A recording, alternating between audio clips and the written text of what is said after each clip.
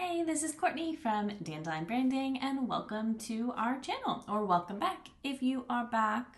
Dandelion Branding is a digital marketing agency that works with sustainably minded businesses as well as nonprofit organizations that are dedicated to environmental or social justice. We've been working a lot more with nonprofits, and we're definitely seeing, there are a lot of connecting threads between all of these different types of businesses if they're focused on sustainability in some way. And one of those things is what I'm going to talk about today. So let's jump into it. So today I'm going to be talking about why a mission statement alone is not enough. Putting a mission statement up on your website is a great step because it's important that you define what your values are. But sometimes conscious businesses, sustainable businesses, or nonprofits too put that mission statement up there, but that's about it. And that's simply not enough to connect with an audience in 2022 and beyond. Consumers and nonprofit supporters really expect a lot more from the folks that they're going to support these days. So it's really critical that you infuse your mission or your brand values into everything you're doing on a day-to-day in order to create that cohesion, to really create a clear identity of what your business is, what you stand for, what you do, what you sell. All of those things should be relatively connected. So really the issue that we're trying to avoid here is if you have a mission statement posted on your website, but it's completely disconnected from your products, your brand identity, and overall your marketing and what you're actually talking about on a consistent basis. So ensuring that your mission is truly infused in your marketing is going to help to ensure that everything that you're communicating about is always reflecting back and always effectively helping to strengthen your mission. And it's always relating everything back to that mission just to keep everything really cohesive and connected. So that's why a holistic marketing method like ours that we've developed is so tremendously helpful, because that's exactly what we do. We are hyper-focused on ensuring that the mission statement that you put out there is kind of the connecting hub. That is kind of the main values of the brand, and everything we do, why we are called Dandelion Branding, is infusing that key message into the rest of your brand identity, connecting that mission and your values, what you care about, into everything and how you communicate, into your brand voice and everything outward. We build strategies for organizations that help the businesses see their marketing through the lens of their mission. So you're using your mission to kind of help orient you to know what you should be marketing, what, new content you should be creating, and how to communicate. And your content should be used as a tool to help strengthen your mission. They shouldn't be thought of as two separate things. You have your mission statement, you've developed that, and really nailed it down. That's an incredible first step. But you should think of content marketing as a tool to strengthen that message, to continue to reiterate why a mission like that is important, and all of the updates that might be happening in the world regarding what that mission is kind of related to. Let's say it's talking about water health and the health of our ecosystems in the oceans. You should create content around that on a regular basis when there is news about water, news about pollution, ocean plastics, all of these things that really relate back to the health and wellness of our ocean ecosystems. It's all incredible content that you should be focusing on to help strengthen that mission and really, really create an effective connection with your audience because they'll see that content more regularly than they're seeing your mission statement. But it's reinforcing the work that you're doing and the brand that you are developing. We recently spoke with Urvashi Bhatnagar, who is an author who wrote a book recently called The Sustainability Scorecard. And in this book, she talks about the importance of sustainable and conscious brands seeking out nonprofit partners that have a direct connection to the resources or the environment in which their products or the production process takes place.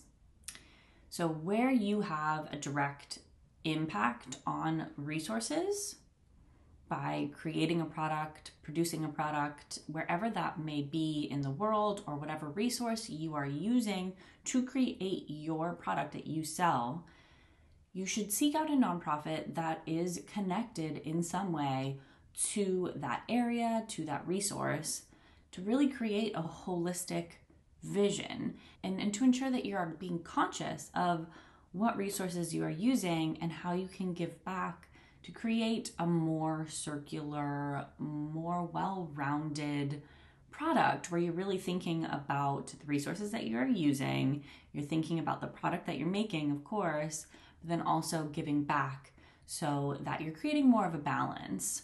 This also can make your charitable donations a lot more relevant for your audience because they see that you're telling a story, right? You recognize that you're making this product. There's just a lot more story there, and that gives you a lot of really great content that you can work with.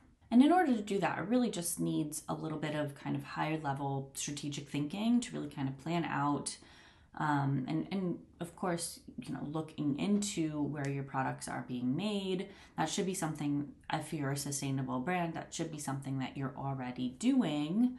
But then just seeking out nonprofits that might work in that area. So that might take a little bit of work, but we definitely recommend checking out 1% for the Planet. They're an incredible organization that has a huge directory of nonprofits that work in lots of different areas and specific kind of industries and things like that. So that's a really helpful tool. And you might be able to reach out to them and ask more specifically if they know of nonprofit organizations in a specific area that you might be working with or where you have a production facility. And the last thing I want to mention when talking about your mission and communicating about your mission is to not fall into this phenomenon called the green hush. The green hush is it's this thing that it's a term that is defined by this phenomenon where it's sort of a reflection of greenwashing. It's almost the exact opposite, where greenwashing is when you're making claims about your sustainability that are misleading or false. The green hush is you are being silent about the actual sustainable choices that you're making out of fear of judgment or fear that it is not enough. It's almost like fear that your steps will be perceived as greenwashing. And this is a really unfortunate situation because no brand is perfect, no business is perfect. And by not talking about the steps that you're taking to reach your mission or to reach your sustainability goals, you're leaving a lot to the imagination. And bad things can happen in the consumer's imagination, especially when you're making sustainability claims. So by falling into the green hush, that can be a huge disconnect with your audience that can actually lead them to thinking that you are greenwashing because you're not talking about the steps that you're taking. And it's okay that you are not perfect. You can definitely, and you should be fully transparent and honest about, the materials that you are using, your goals for how you can make those more sustainable, and your timeline. What's your projected plan in order to make that happen?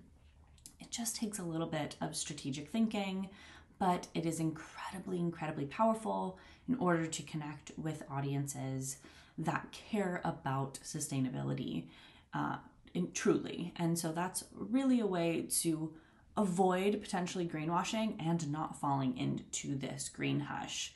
If you have a mission that has anything to do with sustainability goals, then you need to put some sort of action plan in place for how you are going to achieve those goals, where you are right now. But don't fall into the green hush where you are not talking about it, because that's going to be that key issue where your mission statement does not match your marketing because you're not actively talking about the work that you're doing in actually creating that mission. We know that this issue around communicating your mission so it doesn't seem repetitive, doesn't seem too tedious, where you are constantly just creating content that strengthens your mission, we know that that can be a big challenge. So I want to encourage you to certainly reach out to us at Dandelion if you want to talk about any of this. If you're feeling that sense of disconnection between your mission statement and your actual marketing, we would love to help. So please do reach out. I'll put a link to schedule a free call with us if you'd like to. We would love to help you get back on track and ensure that your mission statement and your marketing are cohesive and working together for your brand so you can really move forward confidently and create content regularly because you've got a plan. All right, so we hope this helped for you to kind of think more about your mission if you've developed that mission statement already. And then there's a lot more work to be done. Don't think you are done just by creating that mission statement alone. Definitely need to back it up with some great content on an ongoing basis in a plan of action to actually get that put into place to make that mission happen. So a mission statement alone isn't enough. If you need any help with the rest, please get in contact. Thanks so much for watching, guys. Talk to you next time. Bye.